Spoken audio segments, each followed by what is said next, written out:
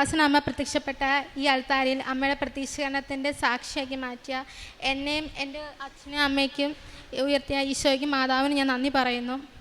ഞാൻ ആദ്യമായി ഇവിടെ ഉടമ്പടി എടുക്കാം. എൻ്റെ പേര് ഡിൽസ മാത്യു. ഞാൻ വരുന്നത് കോട്ടയം കൊറടങ്ങാട് ഇടവകയിൽ നിന്നാണ്. ഞാൻ ആദ്യമായി ഉടമ്പടി എടുക്കുന്നത് 2024 ഫെബ്രുവരിയിലാണ് ഞാൻ എടുക്കുന്നത്. ഞാൻ കൃപാസനത്തെപ്പറ്റി അറിയുന്നത് എൻ്റെ അമ്മയുടെ ചേച്ചി വഴിയാണ്. എനിക്ക് കൃപാസനത്തിനെ പറ്റി ഷോർട്സൊക്കെ കാണുമായിരുന്നു യൂട്യൂബിലൊക്കെ. അപ്പം എനിക്ക് ഭയങ്കര മാതാവിനെ പറ്റി അറിയാൻ ഭയങ്കര ആഗ്രഹമായിരുന്നു. ഈ കൃപാസനത്തെ പറ്റി എനിക്ക് അറിയത്തില്ല, ആരും പറഞ്ഞറിഞ്ഞുള്ള വിശ്വാസമല്ലായിരുന്നു എനിക്ക് മാതാവിനോടുണ്ടായിരുന്നത്. എനിക്ക് ഏറ്റവും കൂടുതൽ വിശ്വാസമുള്ള ഒരാളാണ് മാതാവ് എന്ന് പറയുന്നത്. അപ്പം ഞാൻ ഒരു തവണ ഞാൻ അമ്മയുടെ ചേച്ചിയോട് ഞാൻ പറഞ്ഞു, എനിക്ക് കൃപാസനത്തെ പറ്റി അറിയണം, ഒന്ന് പറഞ്ഞു തരാമോ, എനിക്ക് വരണം എന്നൊക്കെ ഭയങ്കര ആഗ്രഹമാണെന്ന് പറഞ്ഞു. ഞാൻ ഇങ്ങനെ യൂട്യൂബിലൊക്കെ കാണുന്നുണ്ടെന്നൊക്കെ പറഞ്ഞു. അപ്പം അമ്മയുടെ ചേച്ചി പറഞ്ഞു തന്നു, മാതാവാണ് ഭയങ്കര അത്ഭുതങ്ങളൊക്കെ പ്രവർത്തിക്കുന്നത്. അപ്പം ഞാൻ പറഞ്ഞു എനിക്ക് വരണം എന്നൊക്കെ. അങ്ങനെ മാതാവിൻ്റെ അടുത്ത് ഞാൻ വന്ന് പ്രാർത്ഥിച്ചു. അപ്പം ഞാൻ +2 ഫൈനൽ എക്സാം ആയിരിക്കുന്ന ടൈമായിരുന്നു ആ സമയം.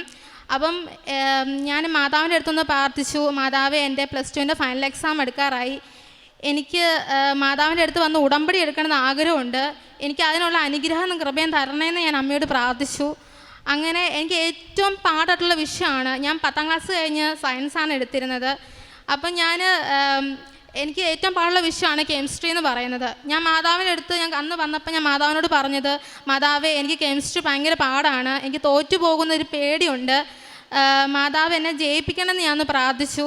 ഞാൻ അന്ന് വന്ന് ഞാൻ അമ്മയോട് പറഞ്ഞു, അമ്മ നമുക്ക് ഉടമ്പടി എടുത്താലോ, എനിക്ക് ഇങ്ങനെ പ്രാർത്ഥനയുടെ ജീവിത വഴി എനിക്ക് മുന്നോട്ട് പോകാനാണ് താല്പര്യം, അല്ലെങ്കിൽ എനിക്ക് എന്നാ അറിയാം ഒറ്റപ്പെട്ട രീതിയിൽ പോകുന്ന പോലെ എനിക്ക് തോന്നുന്നു എന്നൊക്കെ ഞാൻ അമ്മയോട് ഇങ്ങനെ പറഞ്ഞു. എന്നിട്ട് അമ്മ പറഞ്ഞു നമുക്ക് ഉടമ്പടി എടുക്കാമെന്ന് പറഞ്ഞു. അവിടെ വന്ന് ഉടമ്പടി എടുത്തു. ആദ്യത്തെ നിയോഗമായിട്ട് ഞാൻ വെച്ചത് എൻ്റെ +2 പരീക്ഷ വിജയിക്കണമെന്നാണ്. അതിൻ്റെ മെയിനായിട്ട് കെമിസ്ട്രി പരീക്ഷ. ഞാൻ അങ്ങനെ പരീക്ഷ എടുത്തു. അങ്ങനെ പരീക്ഷയ്ക്ക് പോയി. ഞാൻ ഉടമ്പടി നേർച്ച വസ്തുക്കളായ ഉടമ്പടി തൈലവും ഉപ്പും ഞാൻ ക്ലാസ് റൂമിൽ കൊണ്ടുപോയി. ഞാൻ വിശ്വാസ പ്രമാണം ചൊല്ലി ഞാൻ ക്ലാസ് റൂമിൽ വിതറി. നെറ്റിയിൽ തൈലം കൊണ്ട് കുരിശ് വരച്ചു. അങ്ങനെ എൻ്റെ കഴിഞ്ഞു പോയ വിഷയങ്ങളൊക്കെ എനിക്ക് കുഴപ്പമില്ലാതെ എഴുതാൻ പറ്റി. കെമിസ്ട്രി പരീക്ഷ പക്ഷേ അവസാനമായിരുന്നു. അതിനുവേണ്ടി ഞാൻ ഭയങ്കര കഷ്ടപ്പെട്ടിരുന്ന് ഞാൻ പഠിച്ചു. മാതാവിനെ പ്രാർത്ഥിച്ചു, മാതാവേ എനിക്ക് ഭയങ്കര പാടായിരിക്കും, എന്നെ ഒന്ന് കൈവിട്ടേക്കരുതേ, മാതാവിൻ്റെ അടുത്ത് വന്ന് എഴുതിയേക്കണമെന്നൊക്കെ ഞാൻ പ്രാർത്ഥിച്ചു. അങ്ങനെ പരീക്ഷയ്ക്ക് ഞാൻ ക്വസ്റ്റ്യൻ പേപ്പർ വന്നപ്പോൾ ഞാൻ പഠിച്ചെന്താണോ അത് തന്നെയാണ് എനിക്ക് മാതാവ് ക്വസ്റ്റ്യൻ പേപ്പറിൽ കാണിച്ചു തന്നത്. നല്ല രീതിയിൽ തന്നെ എനിക്ക് പരീക്ഷ എഴുതാൻ പറ്റി. എനിക്ക് നല്ല വിശ്വാസം തോന്നി മാതാവിനെ വിജയിപ്പിക്കുമെന്ന്. അങ്ങനെ റിസൾട്ട് വന്നു. +2 പാസ്സായി. എനിക്ക് ഭയങ്കര സന്തോഷമായിരുന്നു. അതിന് മാതാവിന് ഈശോയോട് നന്ദി പറഞ്ഞു. +2 കഴിഞ്ഞ് ഞാൻ നേഴ്സിംഗ് പഠിക്കാനായിരുന്നു എനിക്ക് ആഗ്രഹം ഉണ്ടായിരുന്നത്. അപ്പോൾ നേഴ്സിംഗ് പഠിക്കാമെന്ന് തന്നെ ഞാൻ തീരുമാനിച്ചു. എൻ്റെ കസിൻ ചേച്ചി പഠിക്കുന്ന കർണാടകയിലുള്ള ഒരു കോളേജിലാണ് ഞാൻ നേഴ്സിംഗ് പഠിക്കാൻ വേണ്ടി ഞാൻ അഡ്മിഷൻ എടുത്തത്. അങ്ങനെ ഞാൻ അഡ്മിഷൻ എടുത്തു. ഫസ്റ്റ് ഇയറിൽ 3,20,000 രൂപയായിരുന്നു ഞങ്ങൾക്ക് അടയ്ക്കേണ്ടിയിരുന്നത്. അല്ലാത്ത 1,20,000 രൂപ ഞങ്ങൾക്ക് പറഞ്ഞ മാസത്തിനുള്ളിൽ അടച്ചു തീർക്കണമായിരുന്നു. എഡ്യൂക്കേഷൻ ലോൺ വെച്ചിട്ടുണ്ടായിരുന്നു, പക്ഷേ 1 വർഷം കൊണ്ട് പിടിക്കുമെന്നാണ് അവർ പറഞ്ഞത്. 1 വർഷയിലും മേ ബി നിൽക്കുമെന്ന് പറഞ്ഞു ഇങ്ങനെ ലോൺ പാസ്സായി കിട്ടാൻ വേണ്ടി. അപ്പോൾ എനിക്ക് ഭയങ്കര സങ്കടമായി. കാരണം ഇന്ന മാസത്തിനുള്ളിൽ 1,20,000 രൂപ അടയ്ക്കുകയും ചെയ്യണം. എൻ്റെ അമ്മ എന്ന് പറഞ്ഞിട്ടുണ്ടെങ്കിൽ ഒരു ക്യാൻസർ രോഗിയായിരുന്നു. ഞാൻ 3ാം ക്ലാസ്സിൽ പഠിക്കുമ്പോഴാണ് എൻ്റെ അമ്മയ്ക്ക് ക്യാൻസർ വന്നത്. അപ്പോൾ അമ്മയ്ക്ക് അതനുസരിച്ച് പണിയെടുക്കാനൊന്നും പറ്റത്തില്ല. അച്ഛനാണെങ്കിൽ വയ്യാത്ത ഒരാളാണ്. അച്ഛൻ പണിക്കൊക്കെ പോകും. പക്ഷേ ഈ 1,00,000 രൂപ ഒപ്പിക്കാമെന്നൊക്കെ പറഞ്ഞാൽ ഭയങ്കര ബുദ്ധിമുട്ടുള്ള കാര്യമാണ്. അങ്ങനെ ഞാൻ ഒരു എൻ്റെ ഇടവകയിലുള്ള പള്ളിപ്പെരുന്നാളിൽ ഞാൻ അൽത്താര ഇങ്ങനെ ഇരിക്കുമ്പോൾ എനിക്ക് കോള് വന്നു. അപ്പം ഞാൻ ആദ്യം എടുത്തില്ല.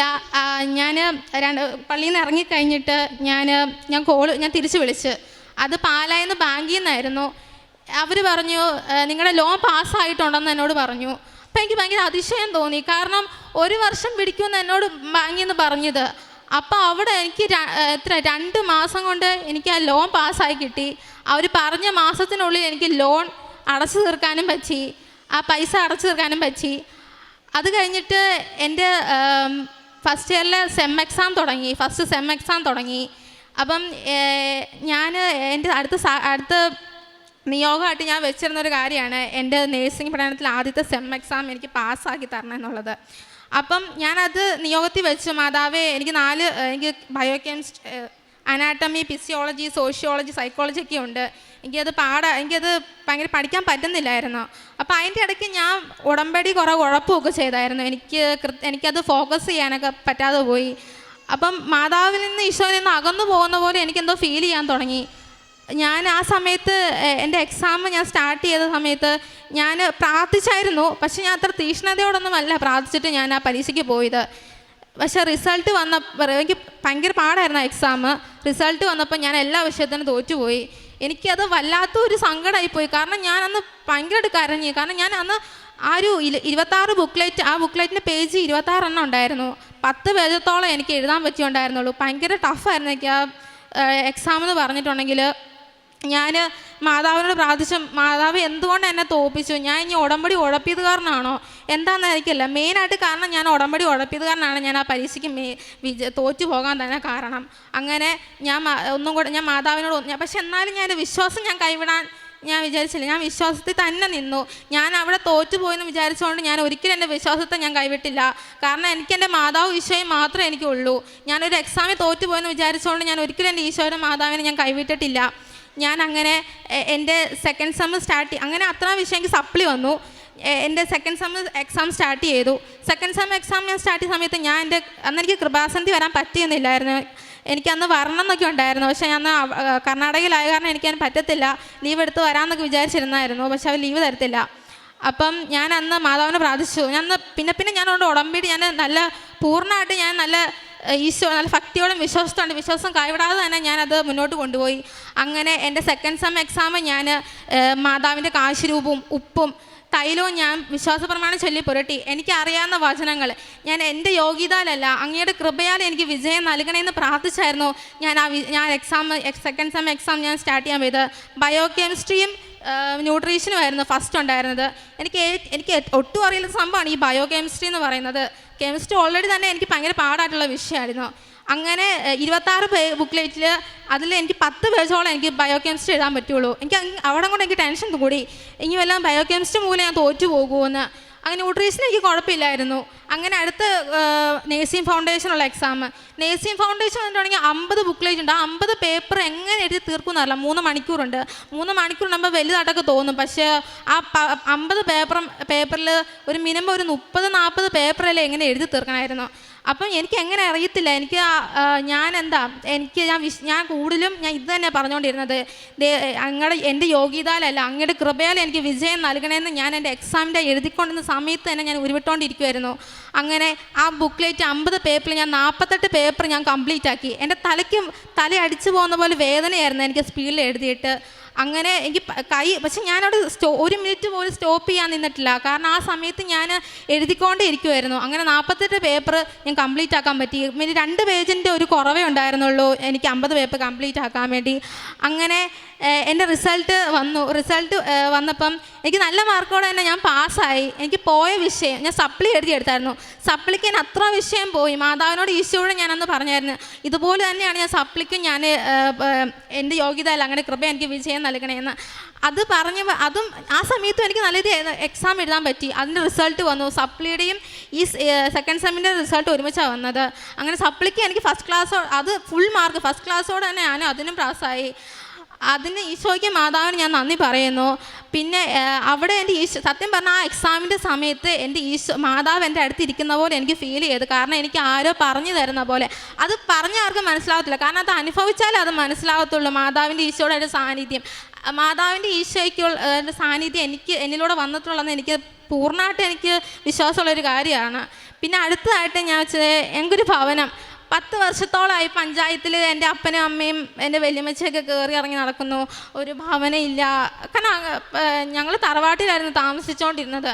അപ്പം ഞങ്ങളുടെ നിന്ന് ലോൺ എടുത്ത് വെക്കാനൊന്നും പറ്റുന്ന കാര്യമൊന്നുമില്ല. ആധാരം പണയം വെക്കാനൊന്നും പറ്റത്തൊന്നുമില്ല. അപ്പം അങ്ങനെ സർക്കാരിൽ നിന്ന് കുറേ തവണ ഞങ്ങൾ അപേക്ഷ വെക്കുകയും തള്ളി കളയുകയും ചെയ്തിട്ടുള്ളൂ.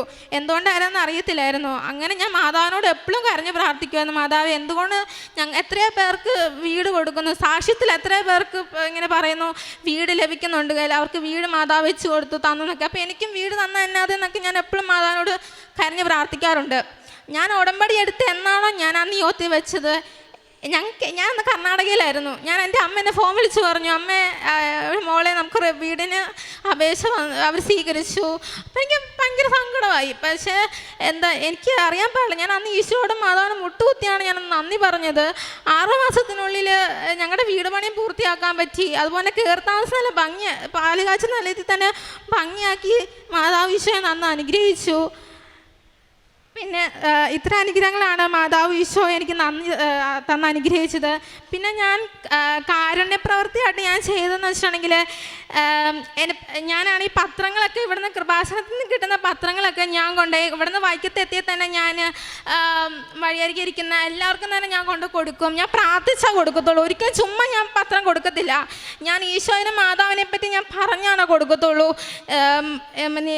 അവർ കുറേ പേര് നിരസിച്ചിട്ടുണ്ട് എൻ്റെ പത്രം കൊടുത്തപ്പം. എനിക്കത് ഭയങ്കര സങ്കടമായി. കാരണം ഞാനൊന്ന് കരഞ്ഞ് ഒന്ന് പത്രം നിരസിച്ച കാരണം ഞാൻ ഇങ്ങനെ കാരണം അവർ നിരസിച്ചാലും അവരോട് പൊറുക്കണേ മാതാ ഈശോയെന്ന് പറഞ്ഞ് ഞാൻ പ്രാർത്ഥിച്ചു കൊടുക്കും, വിശ്വാസ പ്രമാണം ചൊല്ലി കൊടുക്കും. അവർക്ക് ഈശോയിലേക്ക് അറിയാൻ വേണ്ടി ഞാൻ എനിക്ക് ഈശോയെ പറ്റി മാതാവിനെ പറ്റി എന്തൊക്കെ എനിക്ക് അറിയാമെന്നോ അതൊക്കെ ഞാൻ അവരോട് പറഞ്ഞു. അവരുടെ ഉള്ളിലേക്കൊരു വിശ്വാസം എനിക്ക് എത്തിക്കണം, അങ്ങനെ ഒരു ചിന്ത എനിക്ക് ഉണ്ടായിരുന്നുള്ളൂ. അതുപോലെ തന്നെ എൻ്റെ കോളേജിലെ എല്ലാ മാംസിനും കന്നഡക്കാരാണ്. അവരോട് വരെ ഞാനത് അവർക്ക് തമിഴ് അറിയാം, മലയാളം അറിയാം, കുഴപ്പമില്ല, മലയാളം കുറച്ചറിയാം. കൂടുതലും അവർ കന്നഡക്കാരായ കാരണം അവർക്ക് തമിഴ് കുറച്ച് പിടുത്തമുള്ളൂ, എന്നാലും തമിഴും കന്നഡ അവർക്ക് അറിയത്തുള്ളൂ. അപ്പം ഞാൻ അവരോട് തമിഴിലാണ് ഞാൻ പറഞ്ഞു കൊടുത്തത് കൃപാസനത്തെ പറ്റി. അവർ മുസ്ലിംസ് അല്ലായിരുന്നു തന്നെ. അപ്പം അവർ മാതാവിനെ പറ്റി ഞാൻ മാതാവിൻ്റെ പത്രം ഇല്ലായിരുന്നു എൻ്റെ കയ്യിൽ. അപ്പം തമിഴിലുണ്ടായിരുന്നെങ്കിൽ ഞാൻ ആ പത്രം അവർക്ക് കൈമാറിയേനെ. പക്ഷെ ഞാനത് എക്സ്പ്ലെയിൻ ചെയ്ത് കൊടുത്തു മാതാവിനെ പറ്റി, മാതാവിന് തന്ന അനുഗ്രഹം, എനിക്ക് കിട്ടിയ എൻ്റെ ജീവിതാനുഭവങ്ങളൊക്കെ ഞാൻ അവരോട് എന്നെ പഠിപ്പിക്കുന്ന മാംസിനോട് ഞാൻ തമിഴിലാണ് പറഞ്ഞു കൊടുത്തത്. അപ്പോൾ അവർക്കത് ഭയങ്കര എൻ്റെ മാതാവിനെ പറ്റി ഞാൻ ഫോട്ടോ കാണിച്ചു കൊടുത്തു. അവർക്ക് ഭയങ്കര എന്നാന്ന് അറിയത്തില്ല, അവർക്ക് മാതാവിനെ പറ്റി എന്നോട് ഞാൻ ക്ലാസ്സിൽ എപ്പോൾ വന്നാലും എന്നോട് ഡീൽസ് നീ മാതാവിനെ പറ്റി ഒന്ന് പറഞ്ഞു തരാമോ. അവർക്ക് എനിക്ക് ഭയങ്കര സന്തോഷമായി. കാരണം അവരെന്ന് പറഞ്ഞാൽ അവർ മുസ്ലിംസാണ്, അപ്പം ഹിന്ദുക്കളും ഉണ്ട്, അപ്പോൾ ഒരു അന്യ ഭാഷക്കാർ. അപ്പോൾ അവരിങ്ങനെ ചോദിക്കുമ്പം എനിക്ക് ഭയങ്കര സന്തോഷമായിരുന്നു. എനിക്ക് ഭയങ്കര സന്തോഷത്തോടെ ഞാൻ മാതാവിനെ പറ്റി പറഞ്ഞു കൊടുത്തത്. പിന്നെ അങ്ങനെ ഞാൻ പ്രേക്ഷിത പ്രവർത്തനമൊക്കെ ചെയ്തു. പിന്നെ ഞങ്ങളുടെ കോട്ടയംപള്ളി ഞാൻ പോകുമ്പം അവിടെ വഴിയരികെ ഇരിക്കുന്ന അപ്പനും അപ്പച്ചന്മാരൊക്കെ ഉണ്ട്. അവർക്ക് എൻ്റെ വീട്ടിൽ ഞാൻ എപ്പോൾ ലീവിന് നാട്ടിൽ വന്നാലും ഞാൻ എപ്പോൾ 8 പൊതിയായാലും പൊതിച്ചോറ് ഞാൻ അവർക്ക് കൊണ്ട് കൊടുക്കും. കാരണം എനിക്ക് എപ്പോൾ ലീവിന് വന്നാലും എനിക്കത് കൊടുത്തേ മതിയാവുള്ളൂ. അത് ഞാൻ ചൊവ്വാഴ്ച ദിവസങ്ങളിൽ മാത്രം ഞാൻ അവിടെ പോയി കൊടുക്കാറുള്ളൂ. എൻ്റെ കയ്യിൽ 10 രൂപ ഉണ്ടെങ്കിൽ പോലും ഞാൻ കൊടുക്കാതിരിക്കില്ല. അവർക്ക് ഭയങ്കര സന്തോഷം. കാരണം എന്നെ പ്രതീക്ഷ അവരിയ്ക്കും. കാരണം എന്നോട് പറയും, ഇനി വരുമ്പോൾ നീ പൊതിച്ചോറ് കൂടുതൽ കൊണ്ടുവരണമെന്നൊക്കെ പറഞ്ഞ് വരും. അപ്പം എനിക്ക് ഭയങ്കര സന്തോഷമാണ്. എൻ്റെ കയ്യിൽ വെള്ളക്കുപ്പി ഉണ്ട്, ഞാൻ വെള്ളം മേടിച്ചുകൊണ്ട് വന്ന് കൊടുക്കും. കാരണം എൻ്റെ മുമ്പിൽ ആരെങ്കിലും ഞാൻ എപ്പോൾ പോയാലും മുന്നിൽ കഴിഞ്ഞിട്ടുണ്ടെങ്കിൽ 10 രൂപയായാലും ഞാൻ കൊടുക്കാതിരിക്കത്തില്ല. കാരണം എനിക്ക് കൊടുത്തില്ലെങ്കിൽ അത് ഭയങ്കര സങ്കടമായിട്ട് തോന്നും. പിന്നെ എൻ്റെ സ്വപ്നത്തിൽ എപ്പോഴും മാതാവ് വരുമായിരുന്നു. കൃപാസന മാതാവ് എന്നോട് പറഞ്ഞു, ഒരിക്കലും നീ പ്രാർത്ഥന കൈവിടരുത്. എൻ്റെ സ്വപ്നം എപ്പോഴും ഞാൻ വിചാരിക്കും, എല്ലാവരും സാക്ഷ്യം പറയുമ്പം സ്വപ്നത്തിൽ മാതാവ് വന്നിട്ടുണ്ടെന്നൊക്കെ എന്നെ പറയുമ്പം എൻ്റെ സ്വപ്നത്തിൽ ഒരു തവണയെങ്കിലും മാതാവ് വരണേന്ന് ഞാൻ എപ്പോഴും പ്രാർത്ഥിക്കുമായിരുന്നു. അപ്പം എൻ്റെ സ്വപ്നത്തിൽ അതൊരു എന്നാ പറഞ്ഞാൽ ഒരു വയലാണ്. അവിടെ ഒരു മഴവില്ലിൻ്റെ അടുത്ത് ഇങ്ങനെ മാതാവ് വന്നിങ്ങനെ നിന്നിട്ട്, മേഘത്തിൻ്റെ അടുത്ത് വന്നിങ്ങനെ നിന്നിട്ട് എൻ്റെ പേരിങ്ങനെ വിളിച്ചു പറഞ്ഞിട്ട്, നീ ഒരിക്കലും നിൻ്റെ പ്രാർത്ഥന നീ കൈവിട, നീ പ്രത്യക്ഷീകരണത്തിൻ്റെ പ്രാർത്ഥന നീ ചൊല്ലാതിരിക്കില്ല, മുടക്കരുതെന്ന് എൻ്റെ സ്വപ്നത്തിൽ വന്ന് പറഞ്ഞപ്പോൾ എനിക്ക് അറിയത്തില്ല. ഞാൻ സ്വപ്നമാണ് കണ്ടെന്ന് പറഞ്ഞപ്പോൾ എനിക്ക് സങ്കടം വന്നു. കാരണം അമ്മ സ്വപ്നത്തിലായാലും എനിക്ക് നേരിട്ട് അമ്മ എന്നെ വരത്തില്ല, അമ്മ സ്വപ്നത്തിൽ മാത്രമേ വന്നുള്ളൂ. എനിക്ക് സ്വപ്നത്തിലും വന്നല്ലോ എന്ന് വിചാരിച്ചാൽ അതിനും എനിക്ക് സന്തോഷം തോന്നി. എന്നാലും അമ്മ ഒരു തവണയെങ്കിലും എന്നടുത്ത് നേരിട്ട് വന്ന് പ്രത്യക്ഷപ്പെടും, എനിക്ക് അങ്ങനെയൊരു ആഗ്രഹമൊക്കെ ഉണ്ട്. പക്ഷേ എന്തെങ്കിലും മാതാവ് എൻ്റെ അടുത്ത് അങ്ങനെ ഒരു പ്രത്യക്ഷപ്പെടുന്നൊരു പ്രതീക്ഷ എനിക്കുണ്ട്. പത്രം ഞാൻ എല്ലായിടത്തും പൊതുവേദികളിലൊക്കെ ഞാൻ വിതരണം ചെയ്യും. ഞാൻ എല്ലാവരോടും പറഞ്ഞാണ് ഞാൻ വിതരണം ചെയ്യത്തുള്ളൂ. ആത്മീയ ജീവിതത്തിലൂടെ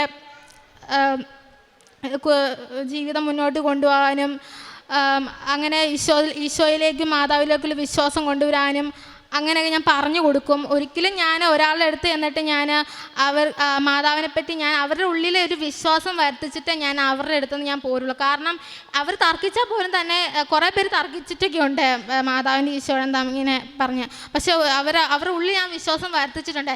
എൻ്റെ ജീവിതാനുഭവം തന്നെയാണ് ആ ഒരു തെളിവെന്ന് പറയുന്നത് തന്നെ. കാരണം എനിക്ക് എൻ്റെ എക്സാം തന്നെ എനിക്കൊരു എന്താ പറയുന്ന ഒരു ഉദാഹരണമായിട്ടാണ് ഞാൻ അവിടെ കാണപ്പെടുന്നത്. പിന്നെ എന്താ പിന്നെ മാതാവ് ഈശോയും ഒരിക്കലും എനിക്ക് എപ്പോഴും എൻ്റെ അമ്മേനെ അപ്പനെ സഹായിച്ചിട്ടുണ്ട്. ഞാൻ പറഞ്ഞല്ലോ, എൻ്റെ അമ്മ ഒരു ക്യാൻസർ രോഗിയായിരുന്നു. എൻ്റെ അമ്മയ്ക്ക് മരുന്ന് നിർത്താനായിട്ടില്ല. പക്ഷേ എൻ്റെ അമ്മേനും അപ്പനും അമ്മയ്ക്ക് നല്ല അവർക്ക് എന്നാ പറയുക, ഒരു ശരീരത്തിലൊരു വേദന വരുമ്പോൾ ആ ഉടമ്പടി തൈലം ഉപ്പും ഞാൻ പ്രാർത്ഥിച്ച് ഇവർ ഉള്ളിൽ കൊടുക്കുമ്പോൾ അവർക്ക് നല്ലൊരു അവർക്കൊരു ഉറക്കം ലഭിക്കും. എൻ്റെ അമ്മയ്ക്ക് ഉറക്കം പല രാത്രികളിൽ ഞാൻ എപ്പോൾ വന്നാലും എൻ്റെ അമ്മയ്ക്ക് ഉറക്കം ലഭിക്കാറില്ല. കാരണം ഉടമ്പടി വസ്തുക്കൾ എൻ്റെ കയ്യിലാണ് ഇരിക്കുന്നത്. അപ്പം ഞാൻ വന്നാലേ എൻ്റെ അമ്മയ്ക്ക് കൊടുക്കാൻ പറ്റത്തുള്ളൂ. അപ്പം ഞാൻ എൻ്റെ ഉടമ്പടി വസ്തുവായ ഉപ്പും തൈലോ ഞാൻ അമ്മയുടെ നെറ്റി കുരിശ് വരച്ച്, ഞാൻ നാക്കിലും കുരിശ് വരച്ച് ഞാൻ കൊടുക്കും. അങ്ങനെ എൻ്റെ അമ്മയ്ക്ക് സൗഖ്യം ലഭിച്ചിട്ടുണ്ട്. പിന്നെ ഞാൻ എപ്പോൾ വന്നാലും ഞാൻ കുമ്പസാരിക്കാതെ പോകത്തില്ല. എനിക്ക് അവിടെ പള്ളി ഉണ്ടെങ്കിലും എനിക്കവിടെ പോകാൻ പറ്റത്തില്ല. ഇവിടെ വന്നാലേ എനിക്ക് വിശുദ്ധ കുർബാന പോകാൻ പറ്റുള്ളൂ. ഞാൻ മിക്ക മാസം ഈ പ്രാവശ്യം എനിക്ക് 1 മാസം ലീവ് കിട്ടി. 1 മാസം ലീവ് കിട്ടിയാൽ ഞാൻ ഒന്ന് കുമ്പസാരിച്ച് ഞാൻ എൻ്റെ വീടിൻ്റെ അടുത്തൊരു സെമിനാരി ഉണ്ട്. അവിടെ ഞാൻ 6:45 കുർബാന, ഞാൻ 6:30 പോയിട്ട് ഞാൻ എല്ലാ ദിവസവും കുർബാനയ്ക്ക് പങ്കുകൊള്ളും. കുർബാന എന്ന് പറഞ്ഞിട്ടുണ്ടെങ്കിൽ ഒരു എന്താ പറയണത്, നമുക്ക് അവിടെ നമ്മുടെ ഉള്ളിലോട്ട് വരിക. അവിടെ നമ്മുടെ അൾത്താരയിൽ ഈശോ വന്ന മാതിരിയുള്ള ഒരു ഫീലിംഗ്. കുർബാന ചുമ്മാ ഞാൻ പണ്ടൊക്കെയാണെങ്കിൽ കുർബാന എടുത്ത് ചുമ്മാ നിൽക്കുമായിരുന്നു. പക്ഷെ ഉടമ്പടി എടുത്ത് കഴിഞ്ഞിട്ട് എനിക്ക് എൻ്റെ കുർബാനയുടെ വാല്യൂ എന്താണെന്ന് എനിക്ക് മനസ്സിലായത്. കുർബാന അങ്ങനെ നിസ്സാരമായി തള്ളിക്കളയുന്ന ഒരു കാര്യമല്ലെന്ന് പിന്നീടാണ് എനിക്ക് മനസ്സിലായത്. കുർബാന നിസ്സാരമായിട്ട് ആരും തള്ളിക്കളയരുത്. കാരണം അവിടെ ഈശോ സ്വർഗം തുറക്കപ്പെടുവാണ്. അവിടെ കുർബാനയുടെ ഇടയിൽ ഈശോ അച്ഛന്മാർ നമ്മുടെ ചക്രാരി അവിടെ സ്വർഗം തുറക്കപ്പെടുവാണ്. കാരണം എനിക്കത് ഫീൽ ചെയ്തിട്ടുണ്ട്. പരിശുദ്ധാത്മാവിൻ്റെ ഒരു പ്രസൻസ് എൻ്റെ ഉള്ളിലുള്ളത് എനിക്ക് തന്നെ സ്വന്തമായിട്ട് ബോധപ്പെട്ടിട്ടുണ്ട്. അപ്പം ഞാൻ വരുമ്പോൾ കുമ്പസാരിക്കും. പിന്നെ കുടുംബ പ്രാർത്ഥന ഞാൻ മുടക്കിയിട്ടില്ല. ഞാൻ ഇവിടെ വന്ന് ഞാൻ ജപമാല ചൊല്ലും കേട്ടോ. ജപമാല ഒരിക്കലും ഞാൻ കൈവിടത്തില്ല.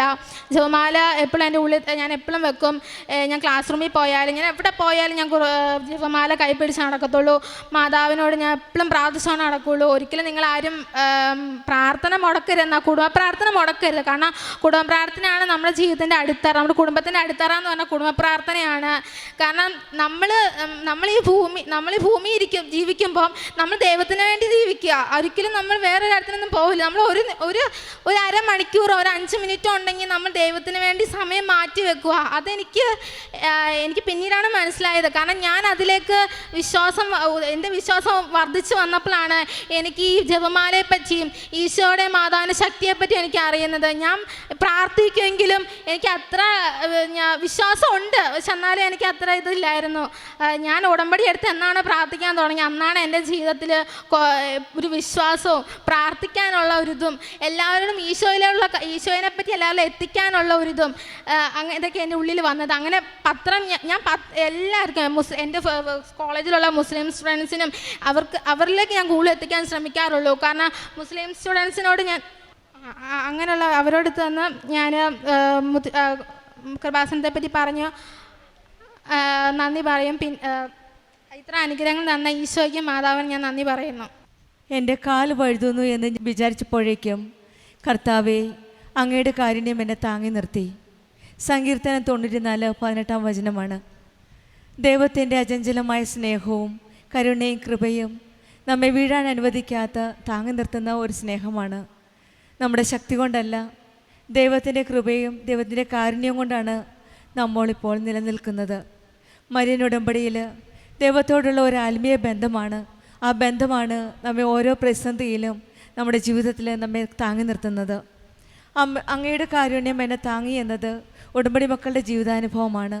ഓരോ മക്കളുടെ ജീവിതത്തിലും നമ്മുടെ ദുർബല നിമിഷങ്ങളിൽ ഒരുപക്ഷെ നമ്മളെ ഉടമ്പടിയിലെ വീഴ്ചകൾ വന്നിരിക്കാം, തെറ്റുകൾ വന്നിരിക്കാം. എങ്കിലും കൃപാസന അമ്മയുടെ സന്നിധിയിലെത്തുമ്പോൾ അമ്മ നമ്മളെ കുറ്റപ്പെടുത്താതെ പരിശുദ്ധ അമ്മ നമ്മുടെ കൃപയുടെ കാരുണ്യത്തിൻ്റെ ഉറവിടത്തിലേക്കാണ് നമ്മെ കരം പിടിച്ച് മുന്നോട്ട് നയിക്കുന്നത്. ജീവിതത്തിൽ വീഴ്ചയുണ്ടായാലും ഉടമ്പടിയിലൂടെ ദൈവകാരുണ്യം ദൈവകൃപ വീണ്ടും നമ്മെ ഉയർത്തുകയാണ്. ഓരോ സാക്ഷ്യങ്ങളിൽ നിന്ന് മനസ്സിലാക്കാൻ സാധിക്കുന്നത് ഉടമ്പടിയിലുള്ള ആ തീഷ്ണത വീഴ്ചയിൽ വന്നപ്പോൾ ഉണ്ടായിരുന്ന ആ തീഷ്ണതയിൽ ഉള്ള വീഴ്ച എങ്കിലും പരിശുദ്ധ അമ്മ നമ്മുടെ കൂടെ നിന്ന് നമ്മെ കൈപിടിച്ച് കരകയറ്റുന്ന മുന്നോട്ട് നയിക്കുന്ന ഓരോ സാക്ഷ്യങ്ങളാണ് നാം കേൾക്കുന്നത്. ഓരോ ദിവസവും ഉടമ്പടി പ്രാർത്ഥനയിലൂടെയും വിശ്വാസ ജീവിതത്തിലൂടെയും വഴുതിപ്പോകുന്ന സ്ഥിരതപ്പെടുത്തുകയാണ് നമ്മുടെ ഉടമ്പടി ജീവിതത്തിൽ. പ്രശ്നങ്ങളും പ്രതിസന്ധികളും പ്രലോഭനങ്ങളും നിരാശകളും പലപ്പോഴും നമ്മെ തളർത്തുന്നു. ഇവയൊക്കെ നമ്മളെ വീഴ്ചയിലേക്ക് നയിക്കാം. പക്ഷെങ്കിൽ ഉടമ്പടിയിൽ പരിശുദ്ധ അമ്മയാണ് നമ്മെ താങ്ങി നിർത്തുന്നത്. ദിൽഷയുടെ ജീവിതത്തിൽ അതുപോലെ തന്നെയാണ്. വളരെ തീഷ്ണതയോടുകൂടിയാണ് ഉടമ്പടി ജീവിതം സ്റ്റാർട്ട് ചെയ്തത്. +2 എക്സാമിന് പരീക്ഷയിൽ വളരെ ഡിഫിക്കൽട്ടായിരുന്ന ഒരു കെമിസ്ട്രി എക്സാമിന് വേണ്ടിയിട്ട് വളരെ തീഷ്ണമായിട്ട് ഉടമ്പടി ജീവിതം നയിച്ചു. ആത്മാർത്ഥമായിട്ട് വിശ്വസ്തയോടെയാണ് നയിച്ചത്. അങ്ങനെയാണ് +2 എക്സാമിന് നല്ല മാർക്കോടുകൂടി പാസ്സാകാൻ സാധിക്കുകയും പിന്നീട് നഴ്സിങ്ങിന് പോയപ്പോൾ കുറച്ച് ഡിഫറൻ്റായി വ്യക്തിയെ തന്നെ ഒരു മാറ്റമായി. എഡ്യൂക്കേഷൻ ലോണിന് വേണ്ടി അപ്ലൈ ചെയ്തപ്പോൾ അത് കിട്ടിയില്ല. 1 വർഷം കഴിഞ്ഞേ ആവുകയുള്ളൂ എന്ന് പറഞ്ഞു.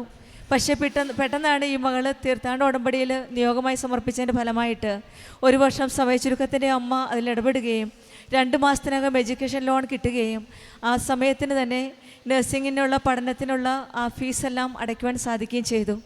അതും ഉടമ്പടിയിലുള്ള ആ നിയോഗമായി സമർപ്പിച്ചതിന് ഫലമായിട്ടും സമയ ചുരുക്കത്തിൻ്റെ അമ്മയോട് പ്രാർത്ഥിച്ചതിൻ്റെ അമ്മയുടെ മധ്യസ്ഥതയിലൂടെയാണ് ആ എഡ്യൂക്കേഷൻ ലോൺ പെട്ടെന്ന് പാസ്സാകാൻ സാധിച്ചത്.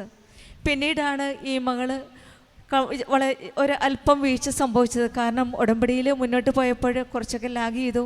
കാരണം പ്രാർത്ഥനയിൽ അത്ര തീഷ്ണത കുറച്ച് കുറഞ്ഞു. അങ്ങനെയാണ് നഴ്സിംഗ് എക്സാമിന് പോയപ്പോൾ അവിടെ ഒരു ഫെയിലിയറായി. അത് കഴിഞ്ഞപ്പോഴാണ് വീണ്ടും ഉടമ്പടിയിലേക്ക് കൂടുതൽ തീഷ്ണതയോടെ കെട്ടുപോയ ആ തീഷ്ണത വീണ്ടും കത്തിച്ച് ജ്വലിച്ച് പുതിയ ഉണർവോടെയാണ് ഈ മകൾ ഉടമ്പടിയിലേക്ക് തിരിച്ചു വരുന്നത്. തിരിച്ചു വന്നാലും കുറ്റപ്പെടാത്ത ഒരു ദൈവമാണ് നമ്മുടെ കൂടെയുള്ളത്. എൻ്റെ കാൽ വഴുതുന്നു എന്ന് ഞാൻ വിചാരിച്ചപ്പോഴേക്കും കർത്താവെ അങ്ങയുടെ കാരുണ്യം എന്നെ താങ്ങി നിർത്തിയെന്നാണ് സങ്കീർത്തകൻ പറയുന്നത്. അതുപോലെ തന്നെയാണ് ഈ മകളുടെ കാര്യത്തിലും കാൽ വഴുതുന്ന നിമിഷത്തിൽ കർത്താവാണ് ഈ മകളെ താങ്ങി നിർത്തി മുന്നോട്ട് നയിച്ചത്. പിന്നീടും വളരെ തീഷ്ണതയോടുകൂടി പഠിക്കുകയും എല്ലാ എക്സാമും നല്ല രീതിയിൽ പാസ്സാകാൻ സാധിക്കുകയും ചെയ്തത്. പിന്നീട് ഈ മകൾ പറയുന്നത് not by merit but by grace, ദൈവത്തിൻ്റെ കൃപയാലാണ് ഞാൻ എക്സാം പാസ് ചെയ്തതെന്നാണ്. അത് ദൈവത്തിൻ്റെ ഒരു സാന്നിധ്യം ഈ മകളുടെ കൂടി ഉണ്ടായിരുന്നു എന്നും മകൾ സാക്ഷ്യപ്പെടുത്തുന്നു. 10 വർഷത്തോളം ഒരു ഭവനം ഒരു സ്വപ്നമായിരുന്നു. കാരണം യാതൊരു രീതിയിലും 10 വർഷത്തോളം പല പഞ്ചായത്ത് ഓഫീസുകളിൽ കയറി ഇറങ്ങിയെങ്കിലും ഭവനം എന്ന സ്വപ്നം സാക്ഷാത്കരിക്കാൻ സാധിച്ചില്ല. ഉടമ്പടിയിൽ നിയോഗമായി സമർപ്പിച്ചതിൻ്റെ ഫലമായിട്ട് എങ്ങനെയോ എവിടെ നിന്ന് തന്നെ ഇവർക്ക് തന്നെ അറിയില്ല, പെട്ടെന്നാണ് ഒരു ഭവനം ആഗ്രഹിച്ചതിലും കൂടുതൽ നല്ല രീതിയിൽ സ്വപ്നത്തിൽ പോലും കാണാൻ സാധിക്കാത്ത രീതിയിലാണ് ഈശോയും അമ്മയും ഇവർക്ക് ഒരു ഭവനം നൽകി അനുഗ്രഹിച്ചത്. അതും not by merit but by grace, ദൈവത്തിൻ്റെ കൃപയാലാണെന്നാണ് ഈ മകൾ സാക്ഷ്യപ്പെടുത്തുന്നത്. നമ്മുടെ ജീവിതത്തിലും നമ്മുടെ വീഴ്ചകൾ വലുതാണ്, പക്ഷെങ്കിൽ ദൈവകൃപ ദൈവകാരുണ്യം അതിലും വലുതാണ്. ഉടമ്പടി ജീവിതത്തിൽ ഈശോയും കൃപാസന അമ്മയും നമുക്ക് താങ്ങായി നിൽക്കട്ടെ എന്ന് നമുക്ക് പ്രാർത്ഥിക്കാം. നമ്മുടെ കാൽ വഴുതാതെ നമ്മളെ താങ്ങി നിൽക്കുന്ന ഒരു ദൈവം നമ്മുടെ കൂടെയുണ്ടെന്നും നമ്മെ സംരക്ഷിക്കുന്ന കൃപാസന അമ്മ പരിശുദ്ധ അമ്മ നമ്മുടെ കൈപിടിച്ച് മുന്നോട്ട് നയിക്കട്ടെ എന്ന് നമുക്ക് പ്രാർത്ഥിക്കാം. ദിൽസ മാത്യുവിനും കുടുംബത്തിന് ലഭിച്ച എല്ലാ അനുഗ്രഹങ്ങൾക്കും നമ്മൾക്ക് കരങ്ങളടിച്ച് ദൈവത്തെ മഹത്വപ്പെടുത്താം. അത്യപൂർവ ദൈവാനുഭവങ്ങൾ ഇനി നിങ്ങൾക്കും സ്വന്തം. ഈ യൂട്യൂബ് ചാനൽ ഇതുവരെ സബ്സ്ക്രൈബ് ചെയ്തിട്ടില്ലെങ്കിൽ ഇപ്പോൾ തന്നെ സബ്സ്ക്രൈബ് ചെയ്യുക. ഈ വീഡിയോ ഇപ്പോൾ തന്നെ നിങ്ങളുടെ സുഹൃത്തുക്കൾക്ക് ഷെയർ ചെയ്തുകൊണ്ട് കർത്താവിൻ്റെ പ്രേക്ഷിതരാകുക.